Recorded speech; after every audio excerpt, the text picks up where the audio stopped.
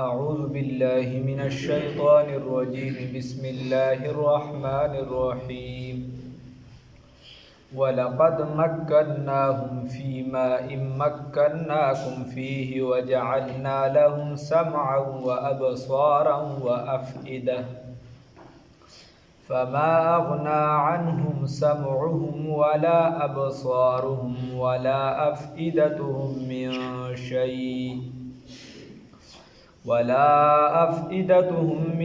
شيء إذ كانوا يجحدون بآيات الله وحاق بهم ما كانوا به يستهزئون صدقت يا رب العالمين.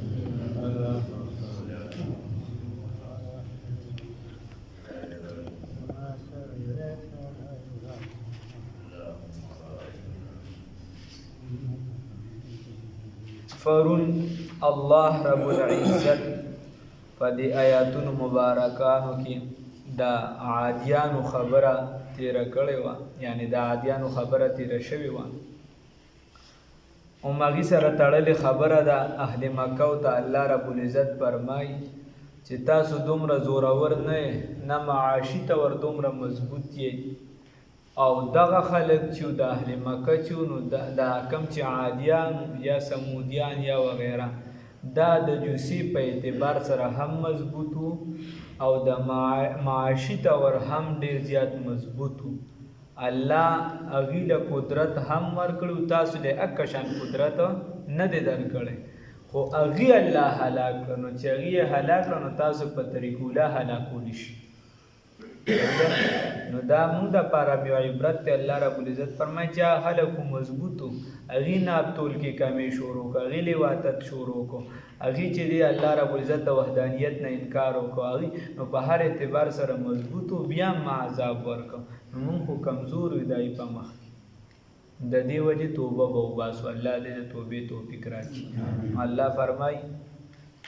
ولقد مکناهم یقینا من قدرت ورکړو هغو لرا فی ما فنعمتونو کې اب مکناهم، نو ان په معنا د ما دی، ما مکناکم چې هغه چې قدرت مې نه درکړی تاسو لرا فیه په هغې کې، وجعلنا وګرځولې مو لهم د هغو دپاره سمعا غوږونه و ابصارا او سترګې و افئده او زړونه. الله رب العزت فرمایي چې دی به څه منصوبې جوړې د دې غړو څه منصوبې هغې له هم چې دی داسې سترګې غوږونه زړونه یعنې مضبوط هم ورکړو د پوهې سمج هر څه دنیایي سوچ هر څه بیا یې کولی شو، خو هغې مې هلاک. فما اغنا عنهم بس دفع نکړو دوی لره. نو معلومه دا شوه چې خدای د سترګې درکړي دي، غوږونه یې درکړي ده، تاله چې دی نو د ظاهرا بدن درکړي، نو دا به نه وي چې مړه بس د خدای کار و. خدای درله دا درکړي د دې دپاره د عقل ذهن دا ټول پروګرام چې ته ځان د خراب سیز نه بچ کې، ته ځان د هلاکت نه بچ کې او د سمې طرف ته روان شي. که هر سیز به ډایرکټ صرف په تقدیر لیکلی و، د تقدیر معلق پکې بیا چرته لاړ، او که هر سیز داسې و چې بس هلته لیکلي چې دی به صرف دا کوي، نو بیا د ستا د کسب ته پکې ضرورت سره چې ته وایې چې زه مجبور محض شو، نو بس بیا خو دا هغه جبریو له یازه یا معتزلو یازه نه، مجبور محض نه تا ته چې دی اختیار الله رب العزت درکړی. ها قدرت ته الله رب العزت سره دی، ته قدم اغشتی شي، ته ګرځېدی شي، ته خو اخري دی دا انتها ده چې ستا دومره قدرت کار نه کوي، یو خو اوچته کې دویمه بیا نه شي. نو ته خپل کوشش به کې، ته به لګیایې، ته ګودو به کې او فیصله به په الله پرېږدي. خو چې ته ګودو نه کوې چې بس قسمت کې به داسې وو، دا بیا دا ته غلطه کې. دا درته بیا الله ولې و چې ځان بچ کو، اهل اولاد بچ کړه، چې هر څه الله رب العزت دغه شان په تا په زوره کول، بیا خو دې ته حاجت نه و، بیا خو به الله وي چې زه دې بچ کوم، بس بچ به دې کوم، او که زه دې نه بچ کوم نه بچ. نه، الله رب العزت راله سترګې راکړي، غوږونه یې راکړي دي، الله رب العزت زړه راکړی دی په دې کې چې دې پوهه ده، عقل دی، سمج دی، په دې باندې د دې وجې ده فلاسفو په دې کې یا چې دې حتی زمونږ د امام صاحب او د شافعي صاحب په دې کې دغه چې د عقل مین مرکز کم دی، عقل مین مرکز کم دی چې موږ د عقل اطلاق کوو، دا په موږ کم ځای کوو، په زړه به یې کوو، په ذهن باندې راځي. نو ولې چې د عقد دا داسې ماده نه ده چې بس هسې پرته نه، الله رب العزت راله راکړې. حتی امام ابو حنیفه رحمت الله علیه فرمایي که یو کس بالکل څوک د سره نه یو دی ځان له یو ځای کې پیدا شه نو په ده باندې د الله وحدانیت پېژندل لازمي دي، دا دی په عقل هم معلومه شي. نو لږ دغه پکار دی، الله یې توفیق د نیکۍ راکړي. فما اغنا بس دفنکلو عنهم د دیونا سمعهم غوږونو د دوی ولا ابصارهم او نسترګو د دو ولا افئدتهم او نزلونو د دوی ولې دا انکار وانه وشته من شیء هیڅ اذ کانوا زکا چې دوی یجهدون انکار کوونو چې یو کس انکار وکړي ته ورته لکه دا توت هغه وینه شوه ده زیر سر نه من بس نه من بیا پکې څه نشته. اذ کانوا زکا یجهدونا چې دی انکار کو بی آیات الله د آیاتونو د الله تعالی نه وحاق او نازل شو عنهم وحاق او نازل شو بهم په دیو باندې ما هغه کانو چې ودی به هغه پورې یستهزئون ټوکې ټکالې کوونکي. ولقد اهلکنا او یقینا هلاک کړو ولقد اهلکنا او یقینا هلاک کړو مونږه ما هغه حولکم چې گیر چاپی رستاسونه دي من القرى د اهل القرى د اهل د قریونا وصرفنا او بیان کړو مونږه و بار بار بیان کړو مونږه بار بار اړولی دي مونږه الآیات آیاتونه دا بار بار هم ځکه اړولی اذا تکرر الکلام تقرر فی القلب. هر کله چې یو خبره بار بار ذکر کیږي بار بار تبلیغ والا ملګری مذاکره کوم نو دا په زړه کې ځای نیسي. نو الله رب العزت فرمایي یقینا هلاک کړو مونږه حولکم گیر چابیر استاسو من القرى د شهرونو نه د هاریونو د علاقو نه من اهل القرى د اهل د قریونو نه غسوکو وهم ثمود وقوم لوط وقوم شعیب علیه السلام دا سوکو دا ثمودیان او عادیان قوم د لوط علیه السلام قوم د شعیب علیه السلام والله دا ما څه کړو دا استاسو نه گیر چابیر دی دا ما هلاک کړو.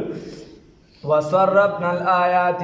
او بار بار بیان وصرفنا بیان کړی دی منګه الآیات آیاتون لرا اړولی دی منګه آیاتون لعلهم یرجون خایږي چې دی رجوع کی.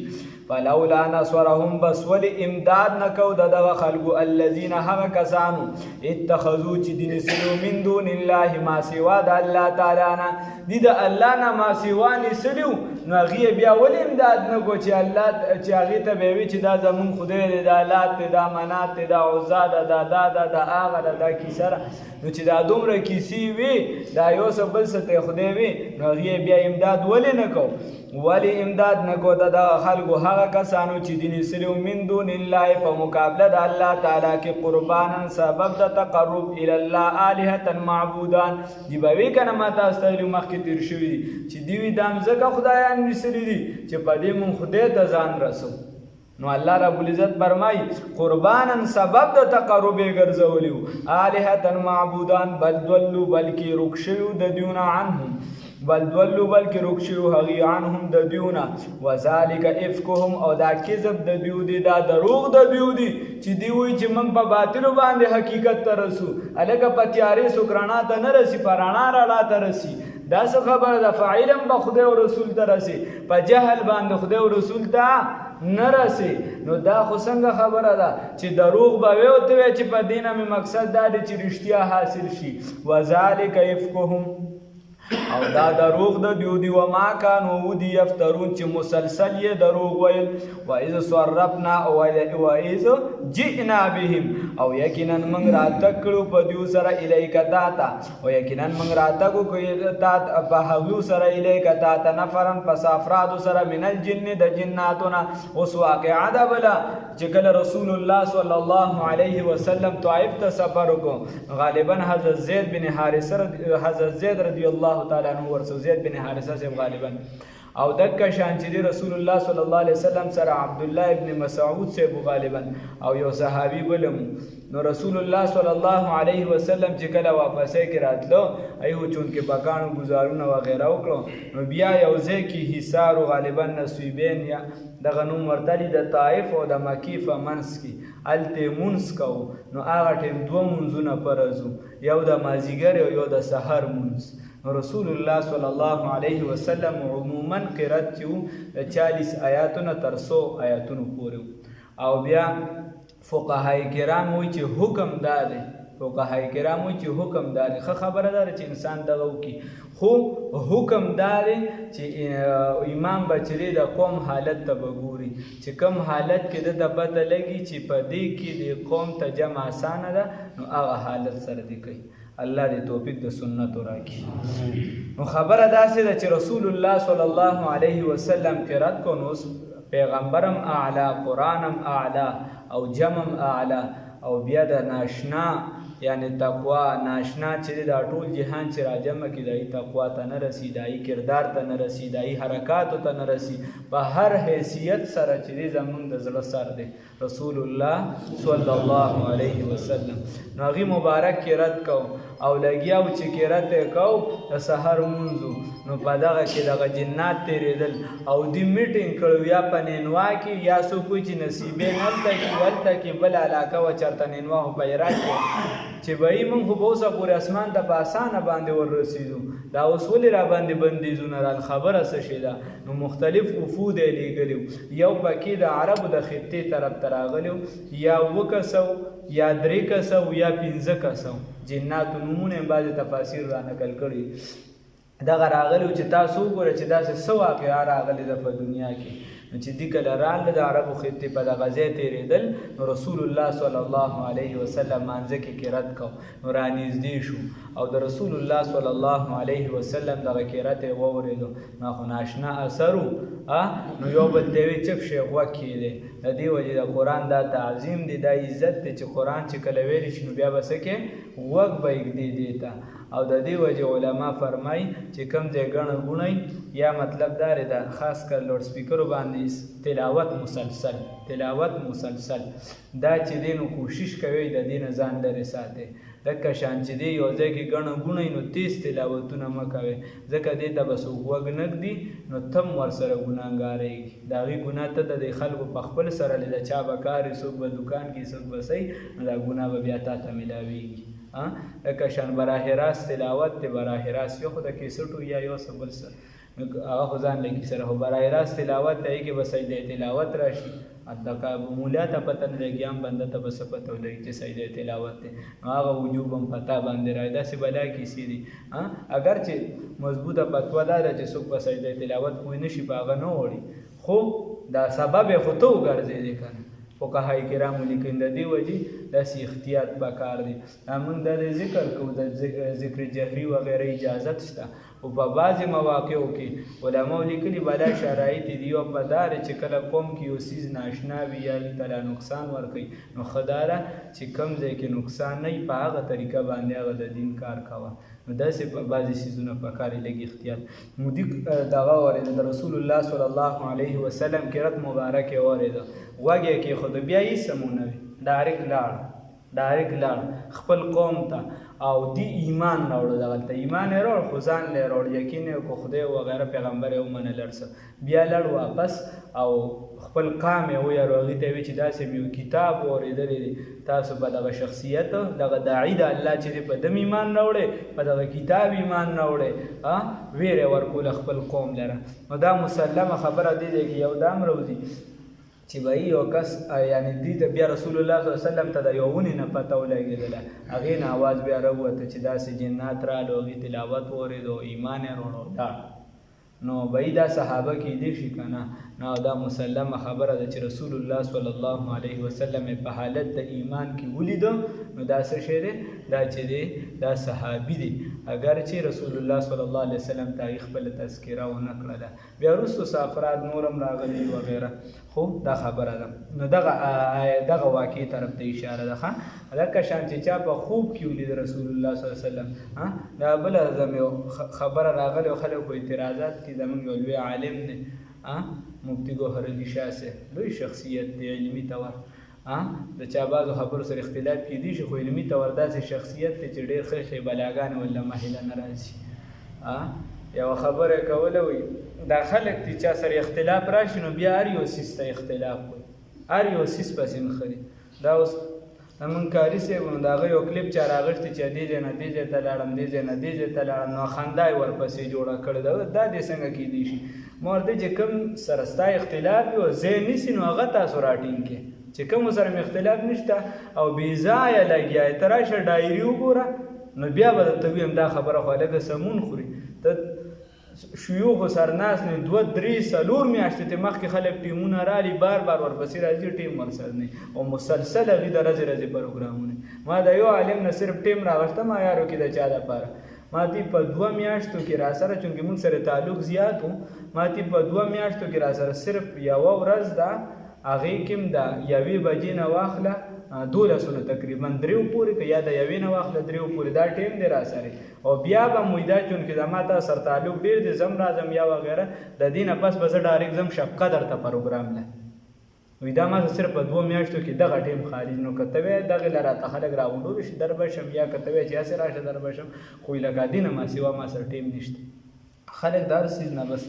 نو هغه مفتي ګوهر علي صاحب هغه وایي چې بهی دا رویت خبرې وي یا خو علمي خبرې دي خو هلکه وایي د صحابي تعریف څه دی نو ما ورته صحابي په تعریف که زده کړې نو راشه ولیاله داخله واله موږ خلکو ته مینتونه کوو څوک داخله نه علي او که چېرته تعریف یې نه زده کړې هسې اعتراض کړې نو دا علمي بحث ته په دغه باندې ته پوهېږې نه نو صحابي په خوب کې که چا رسول الله صلی الله علیه وسلم ولید وغیره نو په دې څوک صحابي نه ګرځي ځکه خیر القرون قرني هلته زمانه د رسول الله صلی الله علیه وسلم نه دا خبره بعیده ده ورنه بیا خو به امام شاه ولی الله باندې تابع اطلاق کېږي ځکه چې هغه وایي چې ما هغه جن لیدلی چې کوم د رسول الله صلی الله علیه وسلم نه حدیث اورېدلي او مخامخ مې ورسره ملاقات شوی نو دا ځکه زمانه لرې شوه نو تعریف هغه پیرانغ صادق خیر مختلف خبرې دي نو فرمایي وإذ صرفنا او هر کله چې موږ راتګو کوتا تا نفرن پس افراد سره من الجن د جناتنا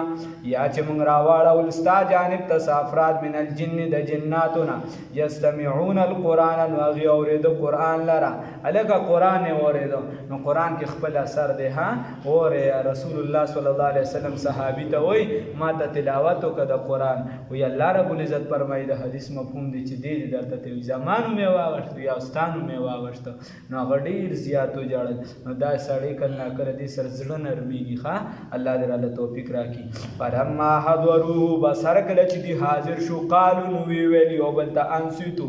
چپ شئ نو دغه شان چپ نه هغه زمونږ چپ کېده چې د چپ کېدو په ځای جګړه جوړه کړو یو بل ته چپ شئ خپله نه چپ کېږو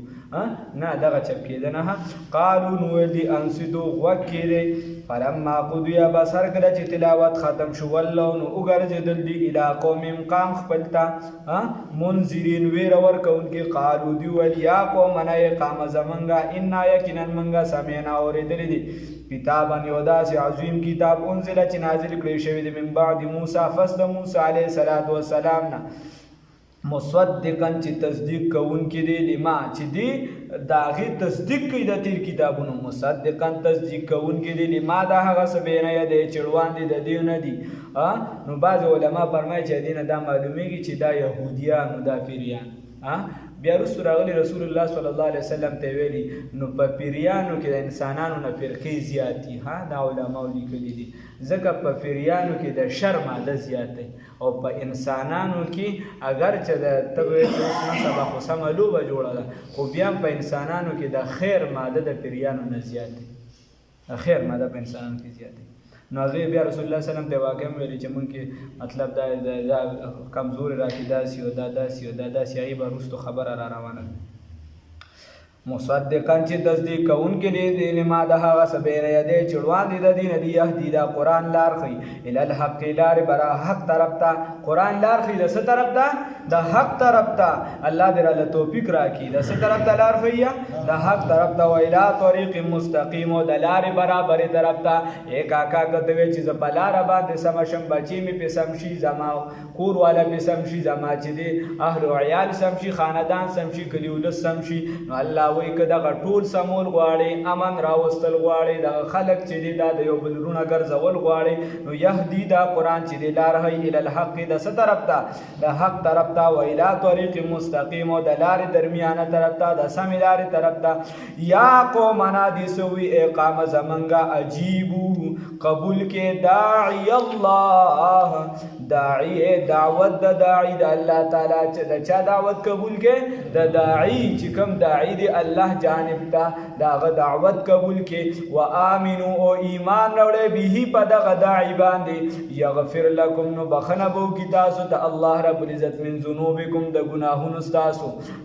و یجرکم او پناه به درکړي تاسو ته، یا و یجرکم او بچ به کړي تاسو من عذاب علیم د عذاب دردناک نه، الله دې بچ کړي. اوس ورته نتیجه وایي چې څوک یې قبول نه کړي. ومن لا یجب او هغه څوک چې قبول نه کړي داعی الله دعوت د داعی د الله تعالی، فلیس نو نه دی بمعجز عاجز کوونکي دغه الله تعالی لره فی الارض پزمکه کې. تا ته د رسول الله صلی الله علیه وسلم دعوت درو رسیدو، تا د خپل محبوب صلی الله علیه وسلم دعوت تشاکلو مغرب ته د مخ کو، نو بیا ته وایا مغرب کی طرف جاؤگے تو ڈوب جاؤگے. نو بیا ته ما ته وایه په ایمان چې ته د رسول الله صلی الله علیه وسلم پر رسالت کې معمولی کمی راوستی شي؟ نه، هیڅ هم نشي راوستی تر الله رب العزت لره عاجزه کولی شي؟ نه، الله رب العزت هم نشي عاجزه کولی. نو ومن لا یجب داعی الله او هغه څوک چې قبول نه کړي دعوت د داعی د الله تعالی، فلیس نو نه دی دغه بنده بمعجز عاجزه کوونکي چا لره؟ الله لره فی الارض پزمکه کې، ولیس له او نشته د ده دپاره، نه به وي د ده دپاره من دونه په مقابله د الله تعالی کې اولیاء څوک دوست. هلکه چې څوک د الله دعوت قبول نه کړي، څوک د جنت طرف ته دعوت قبول نه کړي، څوک رسول الله صلی الله علیه وسلم رهبر رهنما پیشوا ونه مني، نو الله رب العزت فرمایي ولیس له من دونه اولیاء، د لره به څوک دوست او مددگار نه وي، د ده به څوک دوست